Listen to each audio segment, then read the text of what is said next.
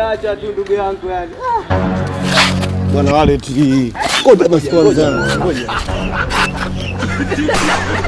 Bwana mrudishie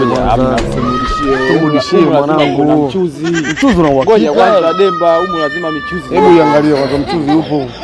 Subiri kwanza. Umeona? Sasa wangu na vitambulisho. Mjomba rafiki yangu ana hata hela rafiki yangu. Hebu angalia na huko. Hamna kitu humu. Umeona? Da vitambulisho vote. Sasa simeausho wamrudishie uchafu wake wao. Tumrudishie bwana. Wewe msitue mwite bwana. Anko. Wewe anko. Anko. Hebu ngoja kidogo kwanza, kuna watu wameniita hapa mara moja, kuna kitu changu hebu ngoja nakupigia. Bwana vipi jamani?